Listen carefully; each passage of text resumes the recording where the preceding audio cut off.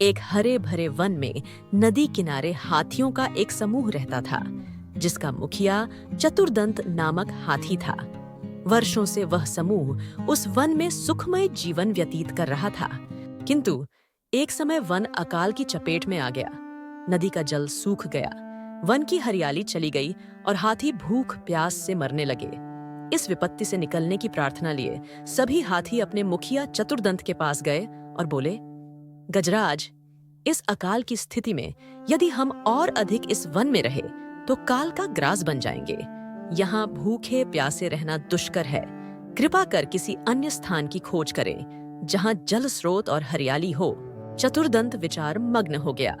कुछ देर विचार करने के बाद वह बोला, यहाँ से कुछ दूरी पर एक तालाब है जो पूरे वर्ष जल से परिपूर्ण रहता है। हमें वहीं चलना चाहिए। कल प्रातःकाल ही हम सब उस तालाब की ओर प्रस्थान करेंगे। अगले ही दिन सभी हाथी उस तालाब की ओर चल पड़े थे। 5 दिन और 5 रात की यात्रा पूर्ण कर वे वहां पहुंचे। जल से पूर्ण तालाब को देख वे बहुत प्रसन्न हुए और दिन भर वहां क्रीड़ा करते रहे। संध्या होने पर वे बाहर निकले और वन में चले गए। तालाब के किनारे खरगोशों की बस्ती थी, जिसमें उनके असंख्य बिल थे, किंतु हाथी इससे अनभिज्ञ थे। अतः वे खरगोशों के बिलों को रौंदते हुए निकल गए। खरगोशों के बिल तहस नहस हो गए। कई खरगोश घायल हुए और कई मारे गए। हाथियों के जाने के बाद सभी खरगोश एकत्रित हुए और स्वयं पर आए इस संकट के विषय में चर्चा करने लगे। एक खरगोश बोला, हाथियों का समूह प्रतिदिन जल के लिए तालाब में आया करेगा। ऐसे में हमारा यहाँ रहना प्राणघातक होगा। वे हमारे बिलों के साथ हमें भी रौंद देंगे। हम में से कोई भी नहीं बचेगा। हमारा वंश समाप्त हो जाएगा। जीवन है तो सर्वस्व है। जीवन रक्षा के लिए जो संभव हो हमें करना चाहिए। परिस्थिति कहती है कि हमें जीवन रक्षा के लिए तत्काल इस स्थान को छोड़ डटकर अन्यत्र प्रस्थान करना चाहिए। एक अन्य खरगोश बोला, खरगोश अपनी भूमि छोड़ ढकर अन्यत्र जाने के विचार से दुखी थे। उनका दुख देख लंबकर्ण नामक खरगोश आगे आया और बोला, हम वर्षों से इस भूमि पर निवास कर रहे हैं।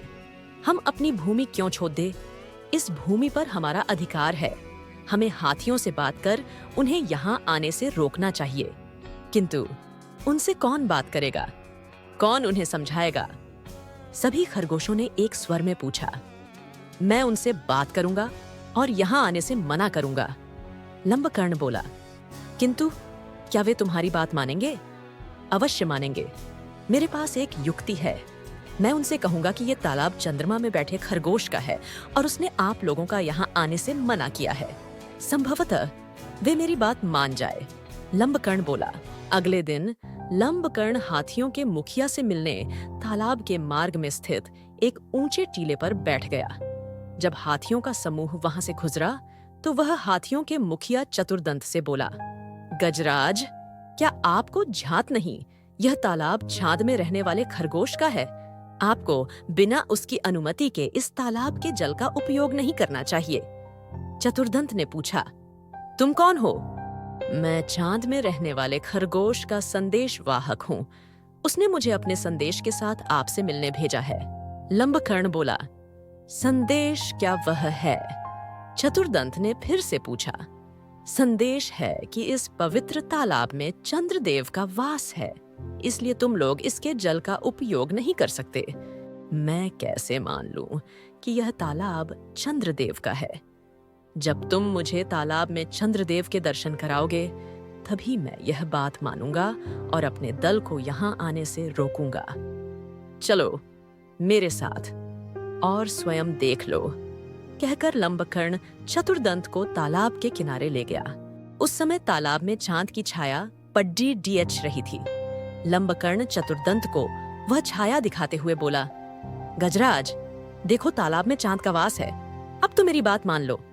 चांद की छाया को चंद्रदेव समझकर चतुर्दंत ने उसे प्रणाम किया और वहां से लौट गया। उसके बाद उस तालाब में हाथियों का समूह कभी नहीं आया। सीख बुद्धिमानी से किसी भी समस्या का समाधान किया जा